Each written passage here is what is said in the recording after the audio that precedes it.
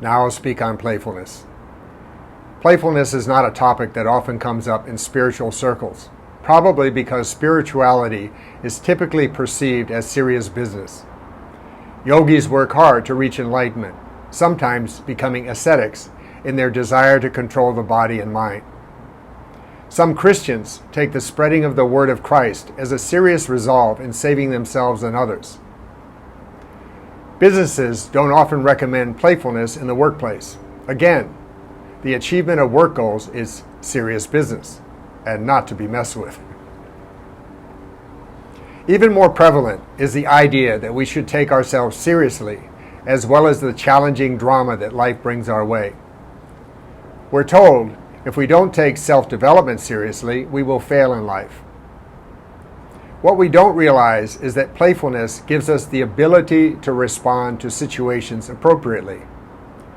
This is the very definition of responsibility. When we're too serious, the appropriateness of our actions is compromised due to our attachments.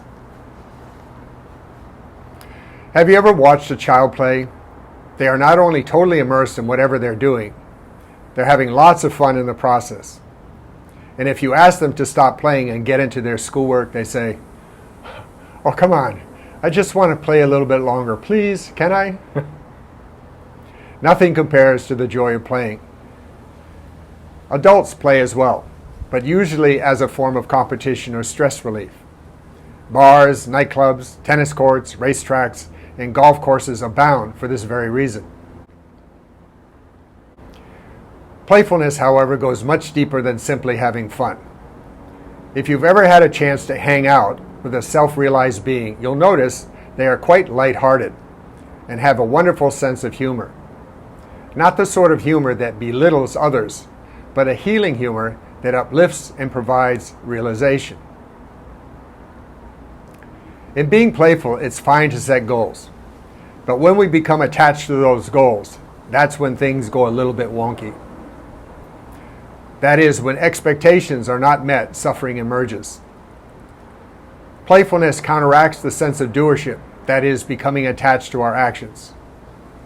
Playfulness tends to go with the flow and doesn't try to control outcomes. In the practice of playfulness, many wonderful synchronicities arise that seem to support us in life. For example, you think of something and it suddenly manifests. Life may seem like an ongoing miracle in such situations. On the other hand, in a state of playlessness, life can seem like a burden that just keeps heaping insult upon injury. Playfulness requires attention. In fact, children, while playing, can often maintain attention for hours. They may seem distracted at times when in fact their attention is wandering to the next joyful moment. Playfulness also activates the reward system. The most obvious reward is the joy that comes with having fun. Fun, as we all know, is quite gratifying. Playfulness underlies creativity. You can't force the mind to be creative. It becomes creative when you have a problem in mind, you're relaxed, and probably engaged in something quite repetitive, like walking, swimming, or taking a shower. Creativity has been described by many as a joyful process, the sort of joy that continually reinforces itself. At a deeper level, we create our own reality, yet because we are not aware of this, reality can sometimes seem like a tough pill to swallow. In fact, our struggles are another way life plays with us, sometimes quite dramatically.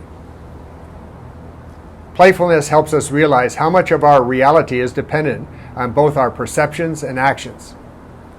We learn not to take the world and ourselves so seriously.